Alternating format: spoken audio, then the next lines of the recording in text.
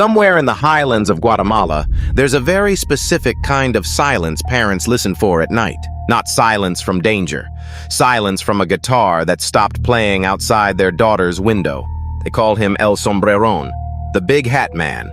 And once he notices your daughter, he does not let go easily. He's not a monster in the way you'd expect. He's small, quiet, almost gentlemanly. That's exactly what makes him unsettling. Most descriptions agree on the basics. A short man, sometimes barely 3 feet tall, dressed entirely in black.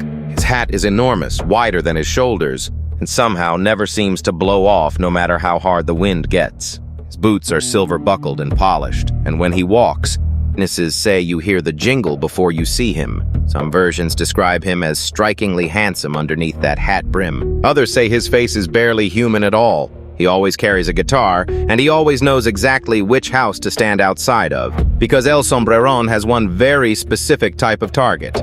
Young women with long, dark, beautiful hair. The moment he sees her, something in him fixates completely, and he begins a courtship no one asked for. Every night after that, he returns to her window and plays love songs on his guitar until dawn.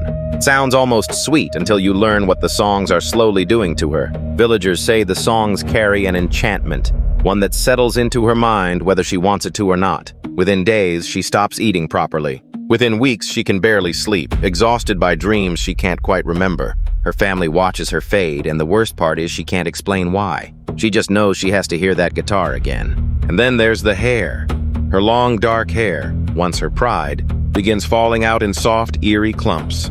Some tell it more literally, that he braids it himself while she sleeps, weaving it into impossibly tight, tangled knots. She wakes up with her hair a ruined tangle, no memory of anything touching her, sure only that he was there. This isn't limited to young women either. He does the same thing to horses and mules, if there are none around. Farmers wake up to find their animals' manes braided into elaborate, tiny knots that take hours to undo.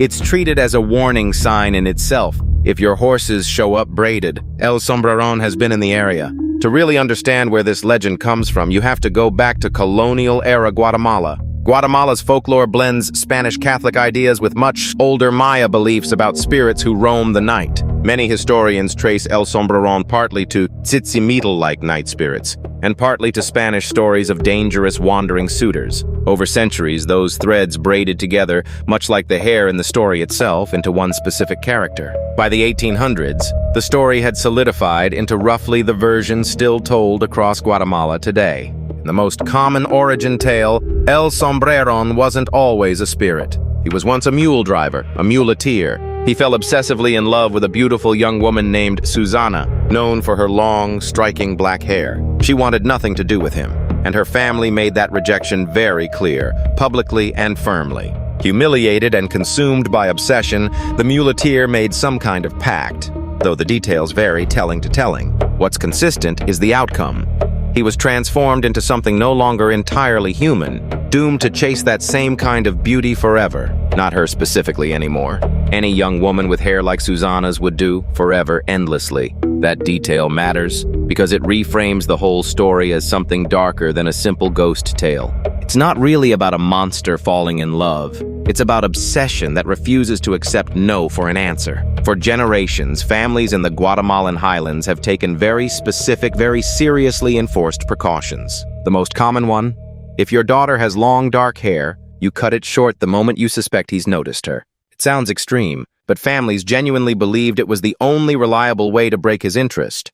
Another tradition: dress the girl in red, especially red undergarments, since red is said to repel him entirely. Families also hang rosaries, scapulars, or small religious medals near windows and doorways as a barrier. In more rural retellings, 13 coins are left on a windowsill, since he's said to be unable to resist counting them. The idea is that counting distracts him so completely, he loses track of time and vanishes before dawn without ever approaching. Some families also physically moved, relocating entirely to another town if the guitar kept returning night after night. It says something about how seriously this was taken, not as a spooky story, but as a real practical threat. One of the most repeated accounts comes from a small town near Antigua, Guatemala, passed down through generations of one family. A young woman named Maria was known throughout the town for hair that reached almost to her knees. One evening, her family heard faint guitar music outside for the first time. Oft unfamiliar, strangely beautiful. Within a week, Maria stopped speaking at meals. She'd stare toward the window instead of eating anything at all. Her grandmother recognized the signs immediately, having heard these exact details from her own grandmother decades earlier. That same night, the grandmother cut Maria's hair short herself, ignoring her granddaughter's tearful protests. She also hung a rosary over the window and placed 13 coins on the sill before anyone went to sleep. The guitar came again that night, closer than ever, playing more urgently, almost desperately outside the shuttered window. Then, according to the story, it simply stopped, mid-song, and never returned to that house again. Maria recovered within days once the guitar stopped, though she never fully remembered what those weeks had felt like from the inside. To this day, families in that town still tell visitors to watch their daughter's hair if they hear guitar music at night. Not every telling agrees on that origin, though. In some regions, he's never been human at all. In those versions, he simply always existed, a spirit tied to the mountains themselves, older than any village nearby. Elders describe him as a guardian spirit gone wrong, meant to protect travelers but twisted by centuries of loneliness. Whichever origin you're told usually depends on which town you're standing in when you ask. There's a second widely repeated encounter, this one from a coffee farming town further south, closer to the Pacific slope. A farmer's daughter named Rosa began hearing the guitar while helping harvest coffee near the edge of the family's land. Unlike Maria's story, this one started in daylight, which locals say made it even more unsettling to hear about. Rosa's mother didn't wait for the usual signs. She cut her daughter's hair that same evening, before anything worsened. She also asked the local priest to bless the house, adding a layer of protection beyond the usual folk remedies. Whether it was the haircut, the blessing, or simply luck, the guitar was never heard on that farm again. Stories like Rosa's reinforced something important. The response mattered more than trying to understand him. Nobody needed a full explanation of what El Sombrerón actually was, only a reliable way to make him leave. Step back from the ghost story, and El Sombrerón starts to look a lot like a warning dressed up in folklore. On the surface, it's about a supernatural stalker who fixates on beautiful young women against their will.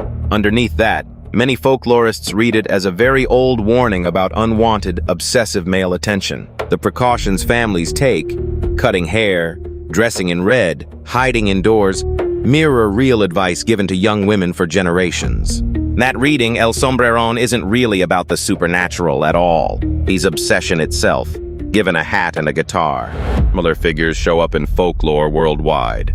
Small, obsessive, hair-fixated spirits who target young women specifically. What makes El Sombrerón distinct is how specific and practical the community response became over time. This wasn't abstract superstition. It was an actual, repeatable set of instructions passed from grandmother to granddaughter. And that's part of why the legend has survived so cleanly into the present day, largely unchanged. People still repeat it not because they necessarily believe in a tiny man in an enormous hat, but because the underlying warning still feels true. Sightings haven't stopped either.